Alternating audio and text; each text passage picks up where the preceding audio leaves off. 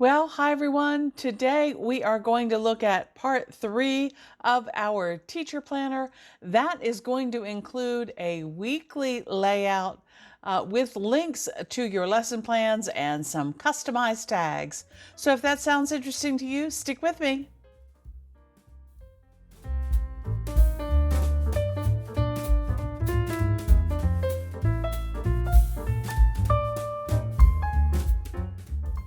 Well, hi everyone. This is Crystal from A Crystal Clear Life, where we focus on planning, organizing, and living a more simplified life. And today I am talking to all of you teachers out there.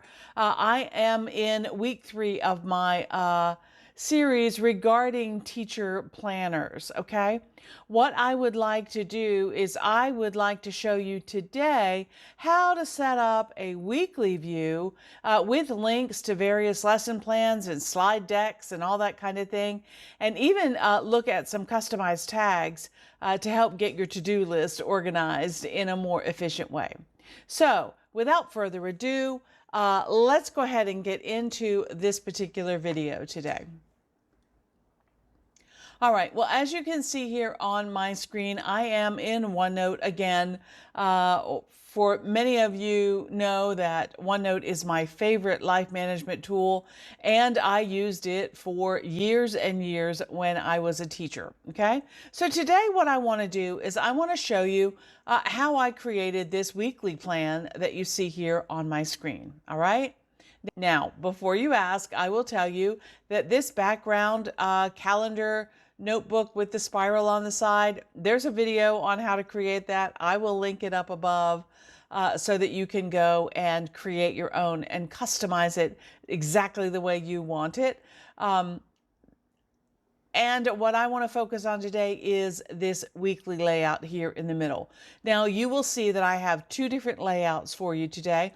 One is this horizontal layout, and I will also show you down here, I also created a vertical layout, okay? So the difference between them is in the vertical layout, the days of the week go down the sides. You have Monday, Tuesday, Wednesday, Thursday over here on the left-hand side. And then across the top, you have the subjects that you might be teaching, okay? This is more for an elementary teacher, but you know, if you are in middle school or high school, you might have period 1, 2, 3, 4, 5, and 6, okay? All right, so essentially they're basically the same, but I wanted to go through and kind of show you how I set them up and some of the features that you might want to include if you are thinking about setting up a weekly calendar for yourself, okay? Now, let's say that you're not a teacher. Could this be effective for you? Absolutely. I'm sure that you could customize it to what you need. But today I am focusing on my fellow teacher friends and trying to get them ready for back to school. Okay. All right. So as you can see here, this weekly layout is created with a table. And I made a table that was 1, 2, 3, 4, 5, 6, 7, 8 columns wide. Okay. And I then did 1, 2, 3, 4, 5, 6, 7 rows going down. All right.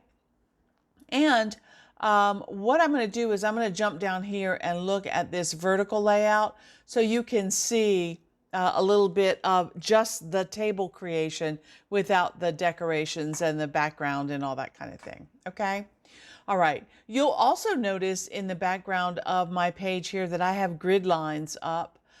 The way that I get those is under the view menu, there's ruled lines, and under ruled lines, I have the next to the largest size of grid paper up for me. The next size down might work nicely too. I'll leave it there and we'll see how that works. But really what I use this grid page for here on the background is I use it just to help establish the size of my blocks, okay? And that way I can get my columns, you know, pretty close to being exactly the same. For example, if I want to make this column wider, all I need to do is go in here and then I can look at my grid lines behind it right here and I can line that up. So now this spelling section is 1, 2, 3, 4 grid lines across. All right.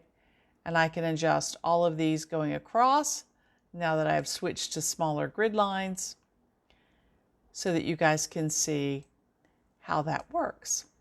And that way all of your columns are pretty close. 1, 2, 3, 4. Let's make this one just a little bit bigger. And 1, 2, 3, 4. There you go. That works out. Okay. All right. So I created the table. I go up here to insert, go to table, and we did it, what, 8 wide by 6, like that. Okay. And when you create the table, you get, just a small table. Actually, let me do it over here on the side because I want to make sure you guys understand exactly what I'm doing. So 8, what did I do? 5. I hit 5. All right, 8 by 5. Okay, so you can see here, and then all I did was go in and move the widths of the table to make them the width that I want, like so. Okay. All right, so you get the idea. Okay. Then what I did is I went back and I titled my rows here, or my columns here, going across with class periods at the top and then day of the week going down the side. So that is simply, I'll show you over here in this one, class period. And then I'm going to also say day of the week. All right. And of course, these can be centered or left aligned, or however you would like them. And then I simply went across and started filling in those subjects across the top and the days of the week down the side. Okay.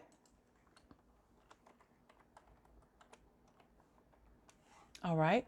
And so on, just to get them, all filled in for me. All right. Then I decided I like to color code things. And I kind of like this rainbow look. So what I did is I assigned myself a color at the top, and I just really clicked in this cell to get the table shading. And I went up here to table shading, and I just started using these standard themed colors that comes with OneNote. And what I decided to do was I didn't really want to start with red, so I started with orange. And I just clicked in this space to get that particular color. I did the same thing for the yellow here, okay, like that.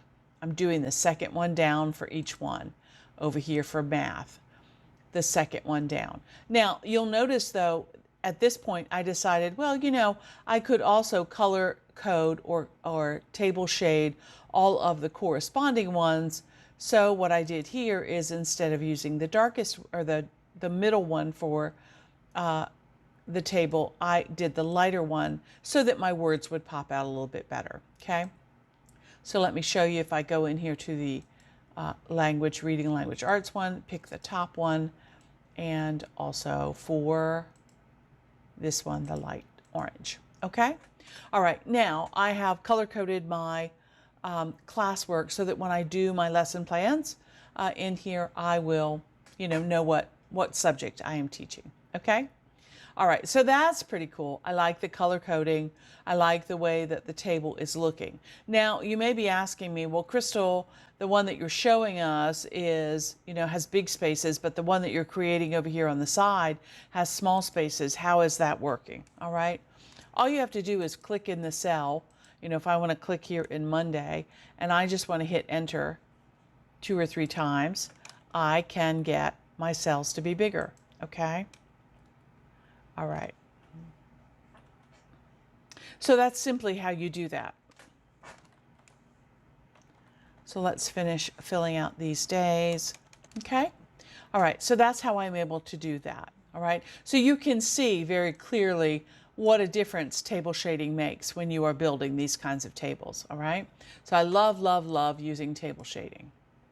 Now, if you're somebody who's going to take this and then print it out, you may not want to do the table shading because it may be harder for your printer to, print all of that color. It may just be easier to read if you have to print it out and put it in your actual physical lesson plan book. I don't know what your county requires or what your school requires. every county and every state and every school, it seems like, has different requirements. So I'm just giving you some general guidelines today, and you can pick and choose the things that you like. Okay? All right. Now, another thing that I wanted to talk about today in this weekly lesson plan is the fact that you can nest tables inside of other tables. All right. So if you see right here under spelling, you see I have a little table here for Tuesday. All right. So let me show you how to create a table within a table. Let's say in reading language arts, I have 3 groups, and I like to call them my lit groups, okay? Lit for literature. And so what I would do is I would put my lit groups there, and then I would bring my cursor down here, and I would go back up to my insert menu where I have a table, and I would create just a single column table, and I have 3 reading groups, so I'm going to do 1 by 3, and that will give me this little tiny box within a box, all right, or a table within a table. I can then make that wide if I want. I can go in here and add these check boxes if I want. So those are on my home menu. There is just a standard to do. Let's see, here's a to do. And then I can call this is my group L. And again, a standard to do. And a third standard to do.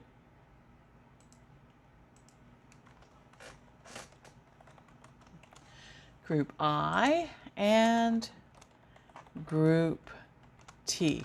Okay, now I can use this to check off that I have met with those individual groups for that day.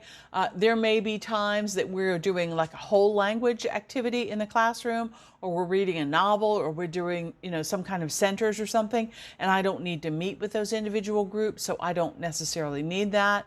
But if I did, I certainly could copy this, and I could say, maybe we meet on Tuesdays and Thursdays with our literature groups, and then other days we do whole class things, okay? So I could copy that there and keep track of that as well, all right? With the to-do boxes, let's say, I'm going through and on Tuesday I was able to meet with the groups. I can simply go in here and click on these little boxes and they get their check marks. That lets me know that I have done that, okay? All right, so then you have other things that you can type in here. All of these things are just now basic cells. So let's say on Monday you have lunch duty, so you want to write that in there, and maybe you do lunch duty on Monday and Wednesday. So let's bring that down here, and then on Tuesday and Thursday maybe you have recess duty. You and your teammates have decided that you will share lunch and recess duty, okay? So again, you can copy that, and it just makes things a lot faster, okay? All right. The other thing that I wanted to talk to you on this particular page while we are talking about to-do tags and that kind of thing is if you look way over here in my far right-hand side, you can see that I have a little tag here, and it's not your standard blue box. It's a little blue box with an arrow that's pointing. And if I hover over that, you can see that I have that set up as a call or text box, okay? That means I need to make a phone call, or I need to send someone a text. And in this case, it is Mrs. Ramos that I need to contact, okay? I have another one down here, and now you see the words are green, and it's a green box, again, with an arrow, and this says to buy, okay? This is my to buy tag that I like to use when I have school supplies or things that I need to purchase. All right, and then down here I have another standard to-do box to label the lab notebooks for science. I need to do that on Friday, okay? All right, so The purpose of having these individualized tags is because you can then do a summary of all of these things. Okay, so let me show you that. There is a little button up here that says Find Tags. Find Tags. It is on your home menu right here, Find Tags. And when I click Find Tags, let's see, right now I want to check in this notebook only. Actually, let's just do this page or this section so that you can see that. And you will see here that I have people to call or text Mrs. Ramos. And if I need to know where that information is, I'll show you in just a second, it will come up and show me the exact page. So let's click on Mrs. Ramos, and it goes up and shows me, oh, this is the one that I have in the top box, in the horizontal layout for you. And then this one, it drops down here and shows me that it's this one down here in the vertical layout, okay? So very easily with this Find Tag summary, I can go through and say, who am I supposed to call this week, this month, this, whatever. And you can set these customized tags up for just about anything that you would like. You might have PowerPoints to make, or you might have copies to run, or you might have meetings to attend. You can set tags up for all of those things. And when you mark your items with those tags, you will see that they will come up on this tag summary. Okay. And you can even go so far as down here at the bottom, you can create a tag summary page so that you then have all of that information in one place. Okay, so if you're doing it on, if you're working on your desktop in your classroom and you create this tag summary page and then you go home and you're using your phone, you can still see this page because OneNote syncs across all of those different platforms. All right, and we can call this page Tag Summary for August. Okay, something simple like that. Okay. All right, so that's why I love tags. Again, I know this was a quick overview of tags, but if you'd like to learn more, I have a whole series on tags and how specifically you can set them up and how wonderful they work for me and probably for you as well. Okay? All right, let's get this closed up here. And let's get back to our weekly page.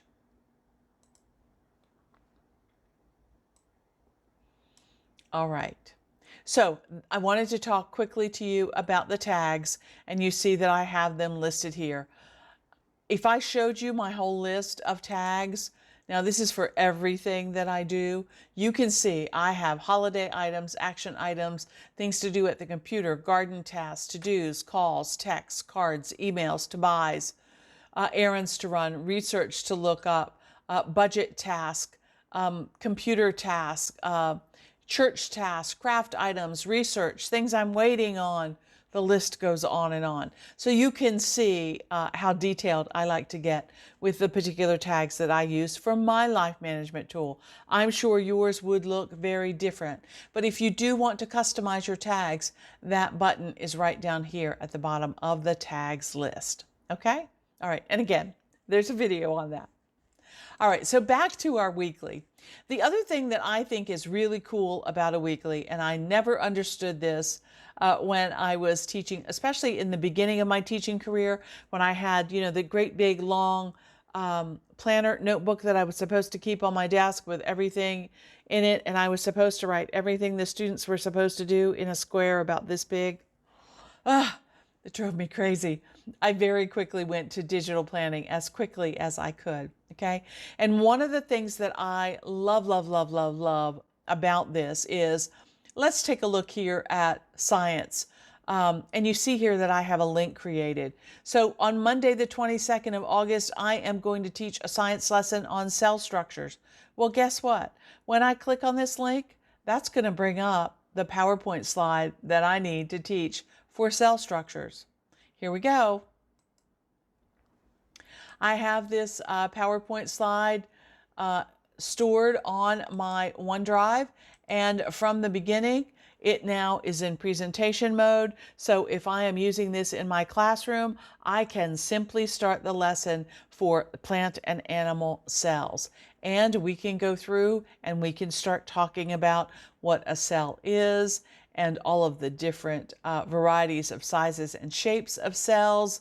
And, it's just wonderful how I can create these PowerPoints and have them available for my students. Even if a student is out sick, I can send the link to them and they can review this PowerPoint and get the information that they need about the two types of cells that we are studying, the plant cells and the animal cells. Okay?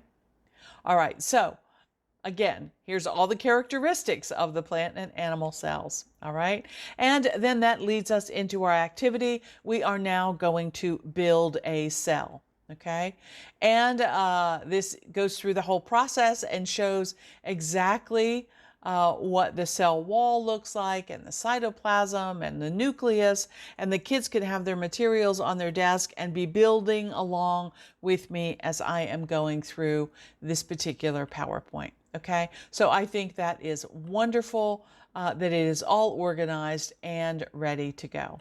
Okay, all right. Enough about plant cells and animal cells. All right, back to OneNote. So you can see how helpful it is to be able to have those PowerPoints linked. Maybe you start every class with a warm-up, and you want to be able to go ahead and put all of your warm-ups together, maybe for the whole week.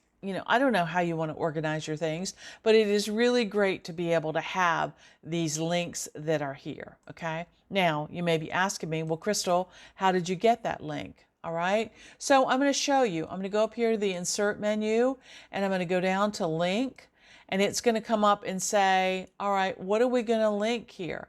I'm going to write Cell PowerPoint, okay? And then if I had that on a particular OneNote page, I could look for that here. If it were somewhere on the World Wide Web, I could look for it there. But you know what? This happens to be a file that I have stored on my computer, okay? So when I click on this, I am going to go into, not on my PC, but up here on my OneDrive, and I'm going to go to Documents, and I'm going to look here where I have some of my files stored, and here is my cells PowerPoint. Okay, so I simply click the cells PowerPoint, I say okay, it adds the information, the path or the link to that. When you hit okay, it adds your link right here. And then all that you have to do is, well, it wants me to correct PowerPoint, that's fine. Then all you have to do is click on that link, and it will warn you about going to Files, and it will take you exactly to the PowerPoint that we just looked at just a minute ago. And you can see how quick and easy it would be to be able to go from your weekly lesson plan and click on the the lessons that you are doing and have them right there in front of you. Okay, I think that's great. Maybe you are somebody who starts every morning with a morning meeting, and then your day just flows through. So you could have your morning meeting up here. Maybe you could link it with your title up here, your Monday and the day of the month, and then you could go right into your spelling lesson, and then right into your reading groups, clicking on each of the PowerPoints as you go and kind of running your day that way. Or some teachers I know want to create an entire day in one PowerPoint, and then the links just take them to a particular slide within that entire slide deck, okay? Because I taught the same grade year after year, I think I would chunk mine by the individual lessons that are in the different subject areas, but you can do it however you would like to do it, okay? I just think that is great. I love the availability of being able to connect things like these PowerPoint slides, okay? It also works for Google Slides. If you're somebody that's working in the Google realm and you have your things stored on your Google Drive, you can add those links as well. Remember, anywhere on the World Wide Web, anywhere on your computer, or anywhere in OneNote. All right. So it's very, very, very flexible. Okay. All right.